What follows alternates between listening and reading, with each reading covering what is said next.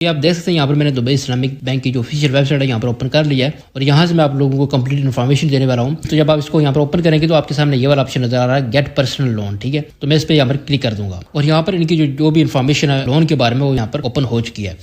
अब जब भी आप लोग यहाँ पर लोन के लिए अप्लाई करते हैं तो आपको पता होगा कि आपको जो बेसिक चीज़ होती है वो डॉक्यूमेंट की होती है। ठीक है, कि आपको यहाँ पर कौन से डॉक्यूमेंट चाहिए होंगे।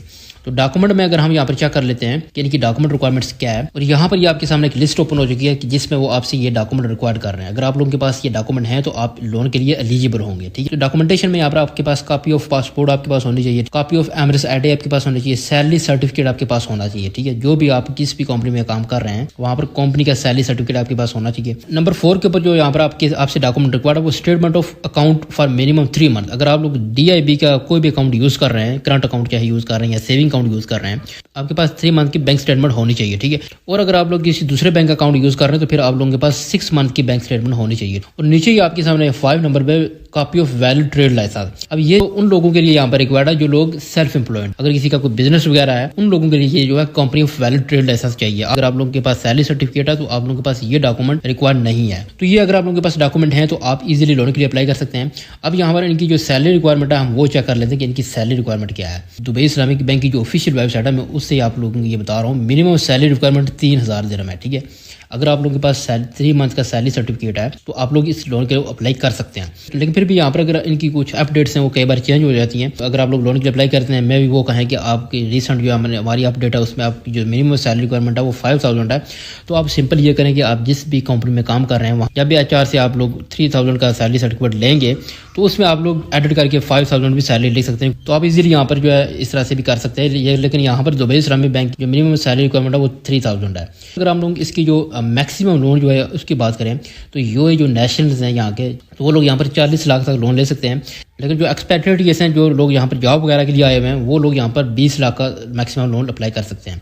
तो मैक्सिमम टेन्योर जो आपको मिलेगा वो 48 मंथ का यहाँ पर मिल जाएगा। 48 मंथ तक आप जो है इंस्टॉलमेंट के ऊपर लोन ले सकते हैं। यहाँ पर हम इनका इंटरेस्ट रेट भी चेक कर लेते हैं। यहाँ पर इनका जो कैलकुलेटर है वो मैंने यहाँ पर ओपन किया हुआ है।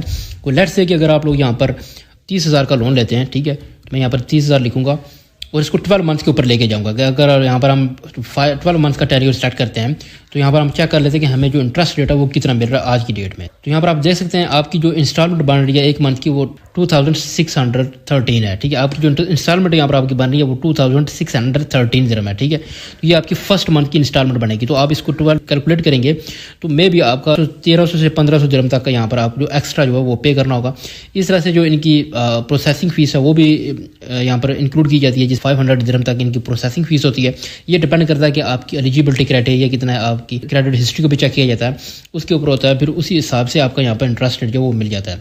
तो ये चीज़ें अगर आप लोगों के पास हैं, अगर आप लोगों के पास ये डॉक्यूमेंटेशन है तो आप इस लोन को अप्लाई कर सकते हैं। अब मैं आपको ये बता देता हूँ कि आप लोग इस लोन को ऑनलाइन अगर अप्लाई करना चाहें तो वो कैसे करेंगे। तो आपने यहाँ पर अप्लाई नो वाला जो ऑप्शन है इस पर क्लिक कर देना है। ठीक है, तो यहाँ पर आपके सामने एक नेक्स्ट इंटरफेस ओपन हो चुका है। तो यहाँ पर आपने क्या करना है, आपने पूरी इन्फॉर्मेशन आपने यहाँ पर फिल कर लेनी है। ठीक है, जिसमें आपने अपना फर्स्ट नेम यहाँ पर फिल करना है, लास्ट नेम आपने फिल कर लेना है, कंपनी नेम जिस कंपनी में आप काम कर रहे हैं, ईमेल एड्रेस आपने अपना यहाँ पर देना है, जीमेल एड्रेस जो आपके इस टाइम मोबाइल में ऑन हो वही आपने जीमेल एड्रेस यहाँ पर पुट करना है। ठीक है, यहाँ पर आपने मोबाइल नंबर वही देना जो आपके इस टाइम मोबाइल में ऑन हो और वो सिम आपके मोबाइल में होनी चाहिए क्योंकि इस पर आपको कॉल भी आ सकती है। तो यहाँ पर आपने ये अगर सैलरीड पर्सन है तो सैलरीड चूज़ करना है। डेट ऑफ बर्थ यहाँ पर लिखने के बाद इसको यहाँ पर जो भी आपको यहाँ पर लोन चाहिए होगा, यहाँ पर आप जो मंथली सैलरी है वो यहाँ पर अगर आप लोग सेलेक्ट करेंगे, जिसमें मैं 3000 इसको करूँगा। मोस्ट लोगों की यहाँ पर जो सैलरी है वो 3000 से 15,000 की रेंज तक होती है। तो इसके बाद यहाँ पर आपने इसको सबमिट कर देना है। ठीक है, तो 24 आवर्स में आपसे कॉन्टैक्ट किया जाएगा। आपको मोबाइल नंबर पर कॉल भी आ सकती है, आपको आपकी जीमेल पे आपको ईमेल भी कर सकते हैं। ठीक है, आपसे मजीद इन्फॉर्मेशन वो लेंगे बैंक की तरफ से, कोई भी बंदा आपसे कॉन्टैक्ट करेगा वो आपसे डॉक्यूमेंटेशन कलेक्ट करने आपके एड्रेस के ऊपर भी आ सकता है। डॉक्यूमेंट यहाँ पर मैंने आपको बताए हैं वो जब आप लोग यहाँ पर इनको पूरे डॉक्यूमेंट्स देंगे बैंक स्टेटमेंट के साथ तो वो आपका जो लोन है वो यहाँ पर इजीली प्रोसेसिंग कंप्लीट हो जाती है। ठीक है, अगर फिर भी यहाँ पर आपको रिप्लाई नहीं आता है, आपको मैसेज वगैरह नहीं आता तो आप ये डॉक्यूमेंट्स लेकर किसी भी करीबी ब्रांच में दुबई इस्लामिक बैंक भी चले जाए, वहाँ पर ये डॉक्यूमेंट्स आपने सबमिट करवाएं और आप इजीली लोन के लिए अप्लाई कर सकते हैं। तो उम्मीद करता हूँ आपको ये वीडियो अच्छी लगी होगी। आप इस चैनल को जरूर सब्सक्राइब कर लें और वीडियो को भी लाइक कर दें। मिलते हैं नेक्स्ट वीडियो में। Thanks for watching.